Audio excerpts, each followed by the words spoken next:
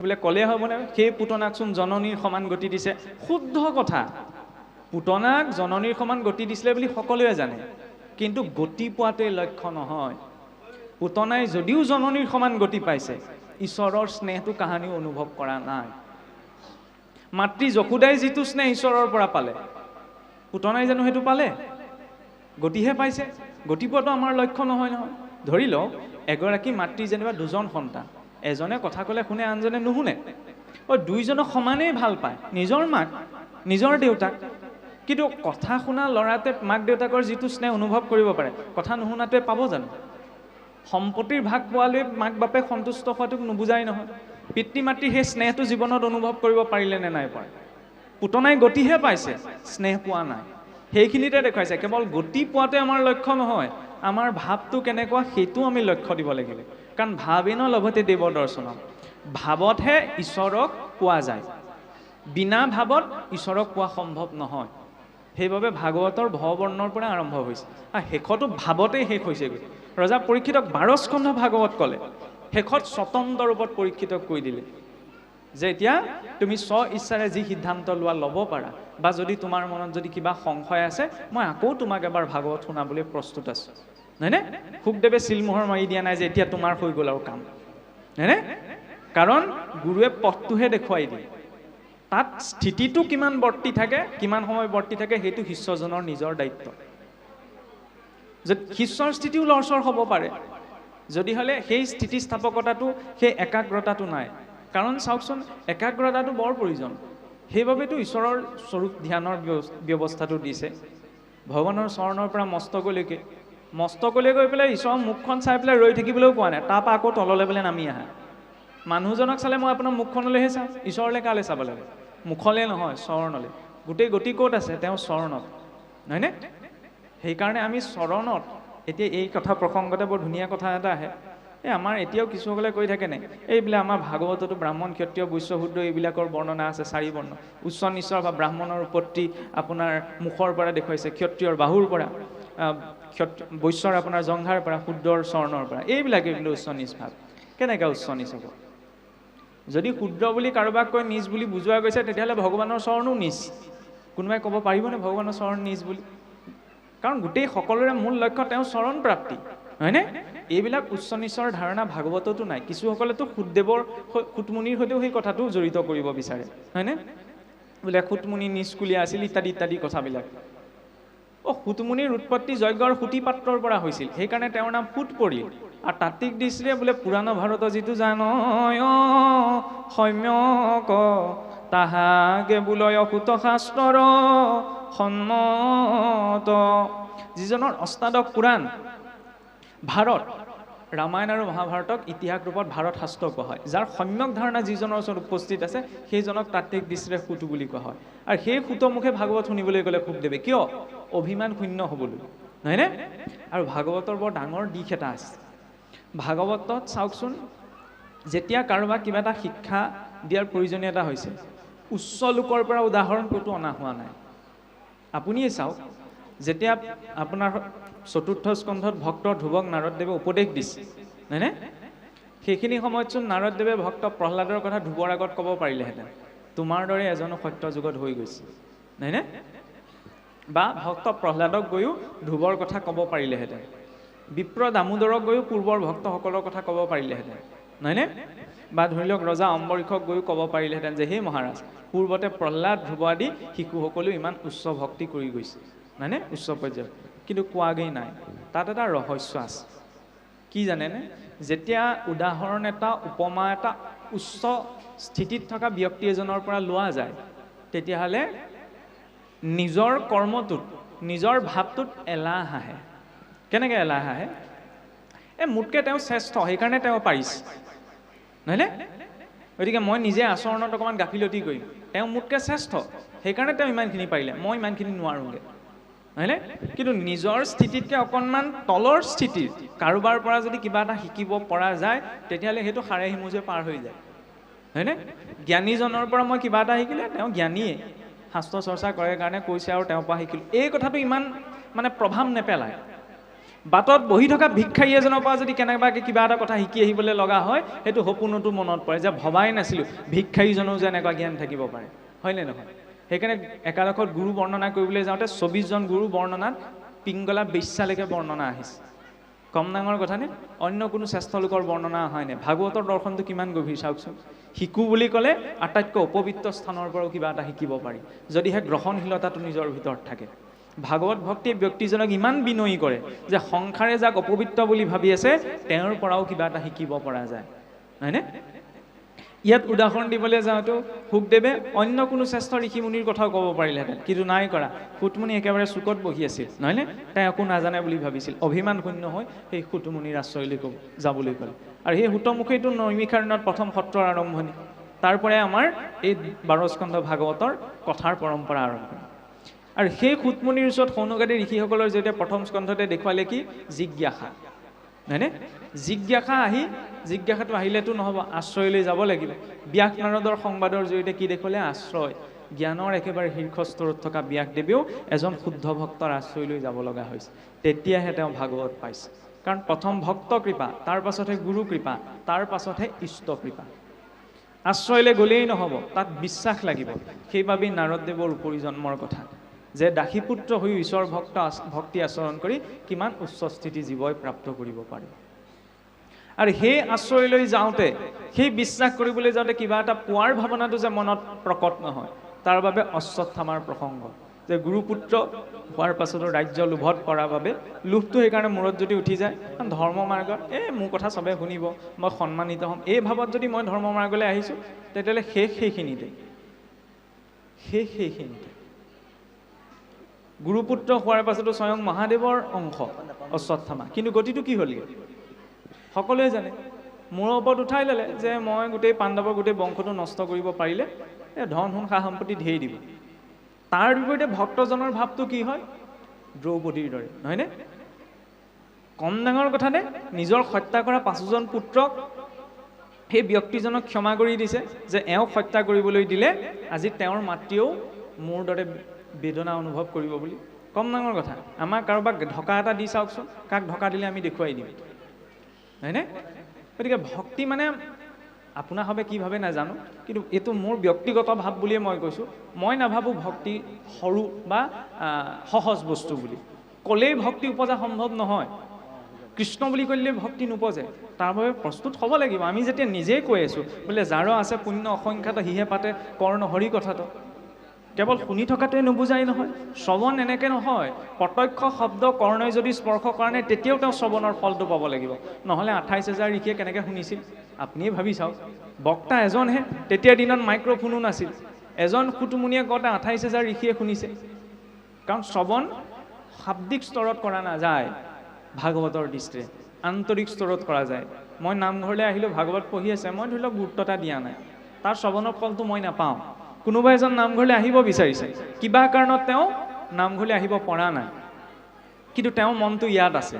ইয়াত কি আলোচনা হৈছে, কি পতা হৈছে, কি পাঠ হৈছে, তেওঁ তাত নুশুনিলেও ইয়াত হোৱা শ্ৰৱণৰ ফলটো তেওঁ তাত বহি বহি পাব, যদি তেওঁ মানসিকভাৱে মনটো ইয়াত আছে।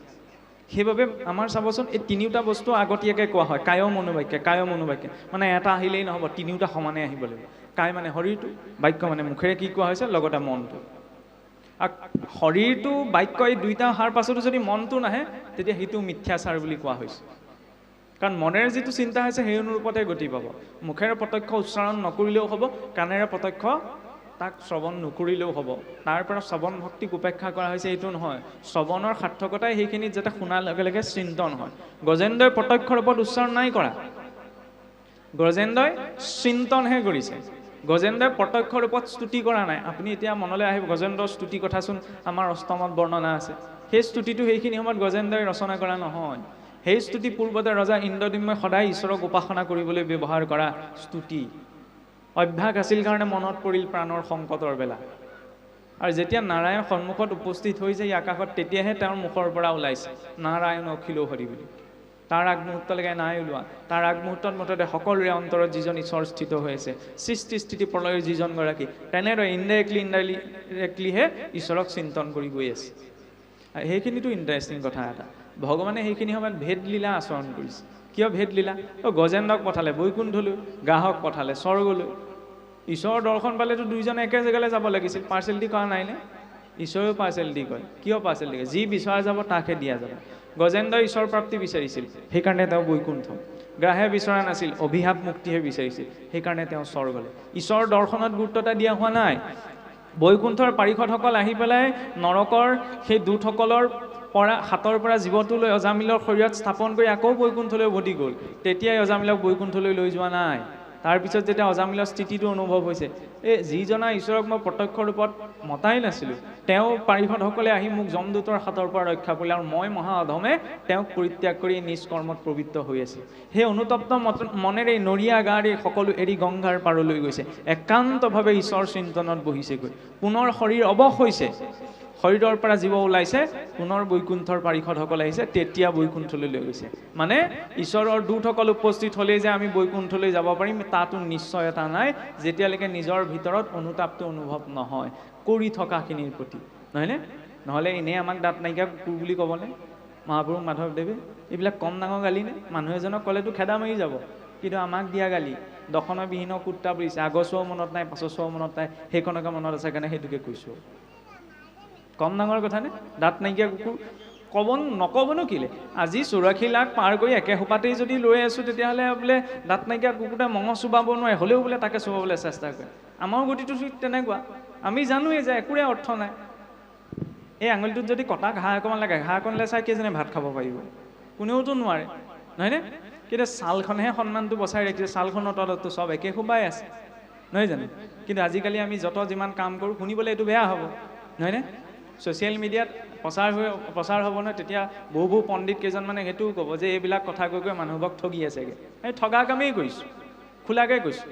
আমাৰ কাম ধৰিছে ঠগাই, মানুহক বিভ্ৰান্ত কৰাই, কাৰণ আমি বিভ্ৰান্ত হ'লোৱেই, আৰু বিভ্ৰান্ত হ'ব বিচৰা নাই। আৰু ছালখনৰ নিমিত্তেই লাগি থকাটো সৰ্বস্ব নহয়। মোক লাগিলে যিয়েই নকওক, আপোনাক লাগিলে যিয়েই নকওক, সন্মানটো ছালখনেহে বচাই ৰাখিছে, নহয় জানো? এই ছালখনৰ নিমিত্তে যিমান হ'ব লগা হৈছে, নহয়নে? অসুৰেও পিতৃ মাতৃক গালি পোৱা নাছিল, ছালখনৰ কাৰণে আজিকালি গালি পাৰিবলৈ ধৰিলে, নহয়নে? হয়নে নহয়? যিমান অসংস্কাৰ হৈছে, অকণমান আগত সম্বৰ্ধনা পত্ৰখনত পঢ়িছিল নে লিখিছিল, এটা বাক্য লিখিছিল, মই পাহৰিছোঁ, যে যান্ত্ৰিকতাৰ যুগত ধৰি লওক আধ্যাত্মিকতা নাইকিয়া হৈছে। আধ্যাত্মিকতা তিল মানুহ নাইকিয়া হোৱা নাই। কেনেকৈ নাইকিয়া হৈছে বুলি আমি ক'ব পাৰোঁ? নহ'লে ইমান অনুষ্ঠান নাথাকিলেহেঁতেন। আজিৰ পৰা 50-60 বছৰ আগতে ভাগৱত কি বস্তু চিনি নাপাওঁ আমি, এতিয়াহে ইমান প্ৰচাৰ প্ৰসাৰ হৈছে। আধ্যাত্মিকতাৰ অভাৱ হোৱা নাই, ধৰ্মৰো অভাৱ হোৱা নাই, অনুষ্ঠান অভাৱ হৈছে, এইটো ভুলতো ক'ব নোৱাৰোঁ, বিশেষকৈ আমাৰ অসমত, নহয়নে? সমস্যা ক'ত হৈছে? অভাৱ কিহৰ হৈছে? সংস্কাৰৰ, নহয়নে?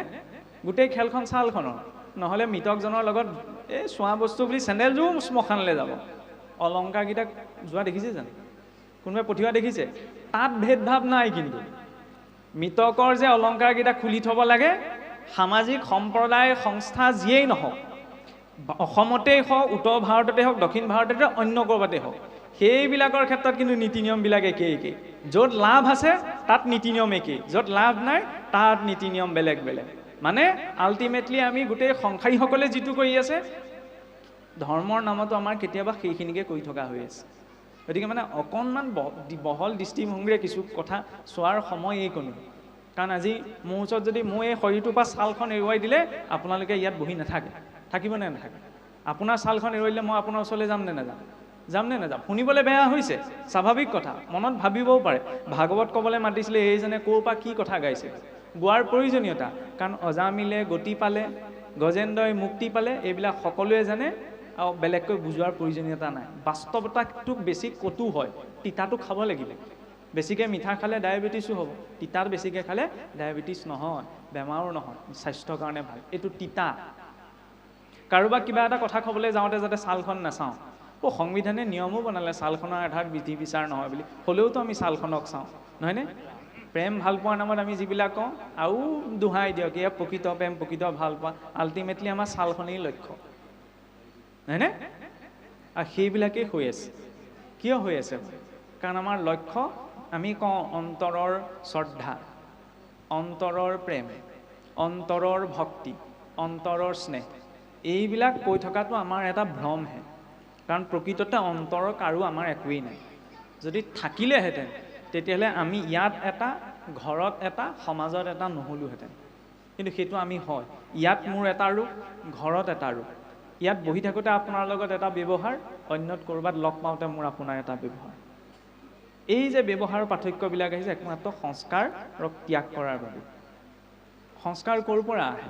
সংস্কাৰ মানে কিনো? যেতিয়া পৰিষ্কাৰ কৰা বস্তুটোকে সংস্কাৰ বুলি কয়, সংস্কাৰিত বুলি কোৱা যায়, নহয়নে?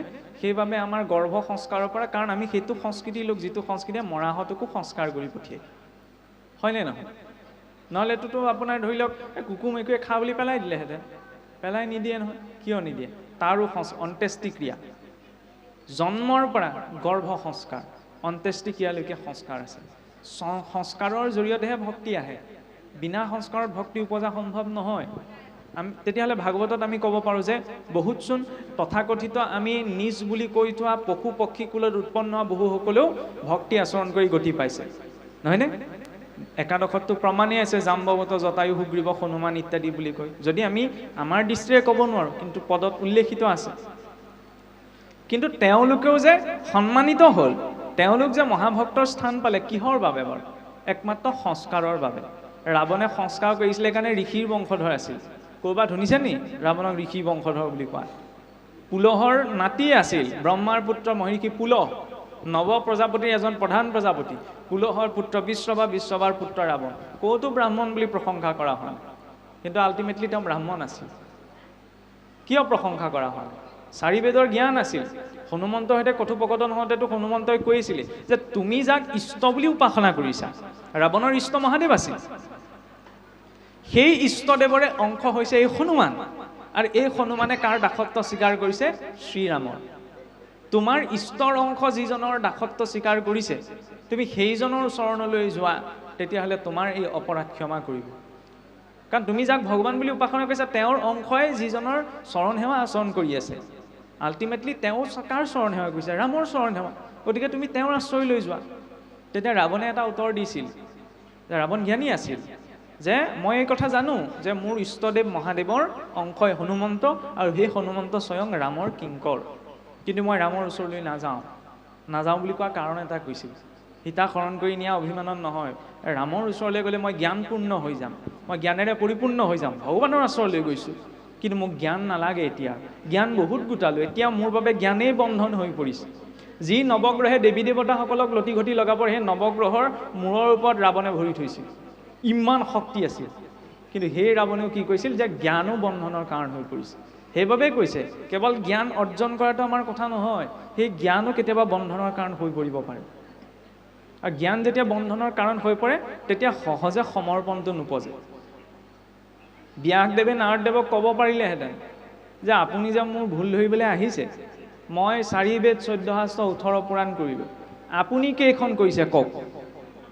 আপুনি যে মই গোটেই জীৱন কৰা সোপা ভুল ধৰিবলৈ আহিছে, ইয়াত একো নাই বুলি আপুনি কিমান লিখিছে কওক?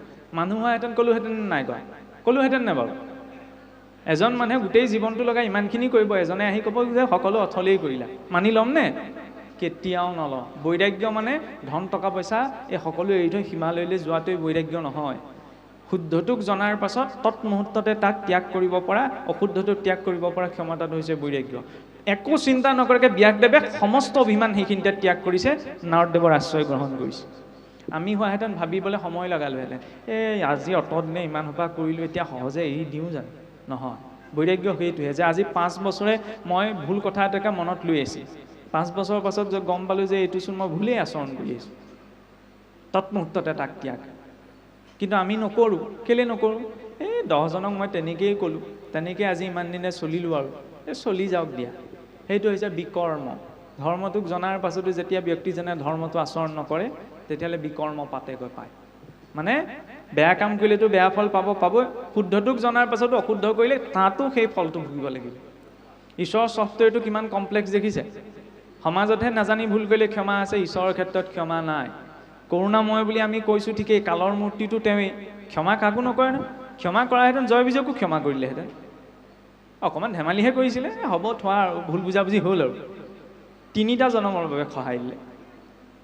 যদুবীৰ সকলোকো ক্ষমা কৰিব পাৰিলেহেঁতেন, নাই কৰা নহয়। কি দেখুৱাইছে? আল্টিমেটলি কৰ্মফল। ভগৱানৰ পিছ এৰিলেও কৰ্মই কেতিয়াও কাৰো পিছ নেৰে। আৰু সেই কৰ্ম কায় মনোবাক্যে তিনিওটা স্তৰত আচৰিত। কৰ্মফলৰ পৰাতো স্বয়ং পিতামহ ভীষ্মও হাত সৰা নাই, নহয়নে? সেইবাবেইতো সৰহসজ্জা। যদিও 12জন বৈষ্ণৱৰ ভিতৰত এজন প্ৰধান বৈষ্ণৱ, ইমান শ্ৰেষ্ঠ ভক্ত, সৰহসজ্জাৰ জৰিয়তে কি দেখুৱালেন? যে কৰ্মফল। পূৰ্বতে সেই সাপটো কাঁইটীয়া গছলৈ দলিয়াই দিয়াৰ বাবেইতো তেওঁ সেই সৰহসজ্জাত পৰিব লগা হৈছিল, নহয়নে? সেয়া হৈছে ভীষ্মৰ মুখ্য উৎসৱ। নহ'লে মৃত্যুটোক মুখ্য উৎসৱ বুলি ক'লে খেদা মাৰি নাহিব। কোনোবা এজন মৰিছে, আমি যদি উৎসৱ বুলি ক'বলৈ যাওঁ, খেদিবনে নেখেদে? কিন্তু ভাগৱততচোন বিপৰীতকৈ দেখুৱাইছে। ভীষ্ম মৰিছেহে, তাক মুখ্য উৎসৱ বুলি কিয় কৰিছে? কাৰণ ভাগৱতৰ যাত্ৰাটো মৃত্যুমুখী যাত্ৰা, অন্য প্ৰাপ্তি যাত্ৰা নহয়। পৰীক্ষিতৰ মৃত্যুক লাভ কৰিবলৈহে গৈছে, হয়নে নহয়? আপুনি মই মৃত্যুক লাভ কৰিবলৈকে গৈ আছোঁ। মৃত্যু সেইদিনা নাহে যিদিনা পাল্চ বন্ধ হৈ যাব, সেইদিনা শৰীৰটো নিষ্ক্ৰিয়হে হয়। মৃত্যু আহে যিদিনা জীৱ মাতৃগৰ্ভত প্ৰৱেশ কৰে, সেইদিনাৰ পৰা মৃত্যু। এতিয়াও আপুনি মই মৰি মৰি গৈ আছোঁ, জীৱনৰ প্ৰতিটো ছেকেণ্ড কমি কমি গৈ আছে। এইটো নিত্য প্ৰলয়। গতিকে যেতিয়া আমি ধনী হৈছোঁ, দুখীয়া হৈছোঁ, ভাল হৈছোঁ, বেয়া হৈছোঁ, শুদ্ধ হৈছোঁ, অশুদ্ধ হৈছোঁ, এইবিলাক চব নিজৰ কৰ্ম সংস্কাৰ। কিন্তু সকলোৰে জীৱনলৈ মৃত্যু অহাটোতো নিশ্চিত। ৰিচাৰ্জটো শেষ হ'লে দুদিনৰ আগত মোবাইলটোৰ পৰা নটিফিকেশ্যন আহে, দুদিনৰ পিছত শেষ হ'ব। জমৰ ফালৰ পৰা একো নটিফিকেশ্যন নাহে নহয়। এতিয়া কথা কৈ থাকোঁতেই শেষ হ'ব পাৰে, নহয়নে? যেতিয়া মৃত্যুটো সত্য, সেই সত্যতাটো গ্ৰহণ কৰাৰ বাবে ব্যক্তিজনক প্ৰস্তুত কৰিবলৈ ভাগৱত দিয়া হৈছিল। কাৰণ যিদিনা মৃত্যুটোক আপুনি মই নিশ্চিন্ত মনেৰে নিৰ্ভয়ে গ্ৰহণ কৰিব পাৰিম, সেই তেতিয়াই জীৱৰ মুক্তি। এতিয়া মুক্তি বুলি কওঁতে মনতে প্ৰশ্ন আহিব পাৰে, আমাৰতো ভক্তসকলে মুক্তি নিবিচাৰে, ভকতসকলে মুক্তি নিবিচাৰে। ভুল ধাৰণা। আমি যদি ঈশ্বৰৰ সন্মুখত কৈছোঁ যে প্ৰভু আমাক মুক্তিও নালাগে, তেতিয়াহ'লে কি মহাপুৰুষ মাধৱদেৱে ভুল লিখিলে নি? মুক্তিটো নিস্পৃহ যদিও সেহি ভকতকনো মোৰ ৰসময় মাগো। মহাপুৰুষৰ বাক্যটো ভুল হ'ব নোৱাৰে। কিন্তু আমি তাৰ আলম লৈ পেলাই ঈশ্বৰক এইটো কথা ক'ব নোৱাৰোঁ। আমি মুক্তিত স্পৃহা নথকা ভক্তজনৰ পৰা ঈশ্বৰৰ ৰসময় ভক্তি বিচাৰিব পাৰোঁ, সেইটো ঘোষাৰ আৰম্ভণিতে কৈছে। কিন্তু তাকে কিছুসকলে ভুলকৈ বুজে। ভুলকৈ বুজি পেলাই ঈশ্বৰৰ ওচৰত আমি প্ৰাৰ্থনা কৰোঁ যে প্ৰভু আমাক মুক্তিকো নালাগে। এই ইচ্ছাটো আপুনি মই কৰিব নোৱাৰোঁ। যদি এই ইচ্ছাটো প্ৰকাশ কৰা হৈছে, তেতিয়াহ'লে সেইটো এটা ভ্ৰমহে। কিয় ভ্ৰম বুলি কোৱা হৈছে? আপুনি মই জন্মটো কিয় পালোঁ? ভাগৱতনো কিয় দিয়া হয়? ভকাৰম ভাবুকম জ্ঞেয়ম গকাৰম জ্ঞানম উদ্ভৱম অকাৰম বৈষ্ণৱী জ্ঞানম। ত বৰ্ণই কি ক'লে? তকাৰম তত্ত্বভাৱকম। ত বৰ্ণই তৰি যোৱাৰ কথা ক'লে, নহয়নে? তৰণ মানে মুক্তি। মুক্তি পাবলৈহে কৈছে। ৰজা পৰীক্ষিতে 7 দিনৰ পিছত তেওঁ মৃত্যুটো গম পোৱাৰ পাছত শুকদেৱৰ ওচৰত কিয় ভাগৱত শুনিবলৈ গৈছিল? তৰি যোৱাৰ বাবেহে। আপুনি মই আকৌ শুনি যদি কওঁ যে ঈশ্বৰ আমাক মুক্তিও নালাগে, তেতিয়াহ'লে হ'ব জানো? মুক্তি সেইজনে নালাগে বুলি ক'ব পাৰে যিজন মুক্তিৰ অধিকাৰী। মই চাকৰিটো পোৱা নাই, নোপোৱা আগতেই যদি মই কওঁ মোক চাকৰি নালাগে, আপুনি ক'বনে প্ৰথমতে পাই দেখুওৱা, তাৰপিছত ত্যাগ কৰিবা? সেইটোহে ত্যাগ। মই পোৱাই নাই, তাৰপিছত যদি পোনপ্ৰথমতে কৈ দিওঁ মোক নালাগে বুলি, তেতিয়াহ'লেতো মই মূৰ্খামি আচৰণ কৰিছোঁ। ঈশ্বৰৰ সেই ভক্তিৰ স্তৰটো পোৱাৰ পাছত যদি নিষ্কাম ভক্তি উপজে, প্ৰভু মুক্তিটো তেতিয়া স্পৃহা নাইকিয়া হৈ যায়। সেইজন হৈ একান্তজনৰ স্থিতি। কিন্তু সাধাৰণ ভাৱত আমি সকলোৱে আমাক মুক্তি নালাগে বুলি ক'ব নোৱাৰোঁ, আমাক মুক্তি লাগে। কিন্তু যদি সময়ত মুক্তিৰ অধিকাৰী হোৱাৰ পিছত ঈশ্বৰৰ ভক্তি ভাৱটোৰ প্ৰতি আমাৰ এইটো ভাৱ উপজে যে এতিয়া আৰু মুক্তিৰ সুখটো মোক প্ৰয়োজন নাই, তেতিয়াহ'লে আমি ক'ব পাৰোঁ যে আমাক প্ৰভু মুক্তিকো নালাগে। কিন্তু প্ৰথমতে মুক্তিৰ অধিকাৰী হ'ব লাগিব, নহয়নে? চাকৰিটো পোৱাৰ পিছতহে চাকৰিটো ত্যাগ, নোপোৱাকৈ ত্যাগটোক ত্যাগ বুলি কোৱা নাই যে, তেতিয়াহ'লেচোন সকলোৱে ত্যাগ কৰিছে, নহয়নে? সেইটোতো সম্ভৱ নহয়। তেতিয়াহ'লে নিম্নজন উচ্চজন, নিম্ন উচ্চ জাতিভেদৰ স্তৰত কোৱা নাই, ভাৱৰ স্তৰত। গতিকে ভাৱত যিজন নিম্ন, ভাৱত যিজন উচ্চ, তেওঁলোকৰ মাজত একো ভেদ নাথাকিব। কিন্তু ভেদটোতো আছেনে নাই? মোৰ ভাৱ আপোনাৰ ভাৱৰ মাজত পাৰ্থক্য আছে। আমি যদিও একেখন মজিয়াত বহি আছোঁ, কাৰণ আপুনি যিদৰে সকলো কথা ভাবে মই তেনেকৈ নাভাবিবও পাৰোঁ, মই যেনেকৈ ভাবোঁ আপুনি নাভাবিবও পাৰে। ভাৱৰ স্তৰত পাৰ্থক্য আছে। সেই ভাৱৰ স্তৰৰ পাৰ্থক্যটো তেতিয়াহে নাইকিয়া সম্ভৱ যেতিয়া সেই মুক্তিৰ স্তৰটো প্ৰাপ্ত কৰা যাব।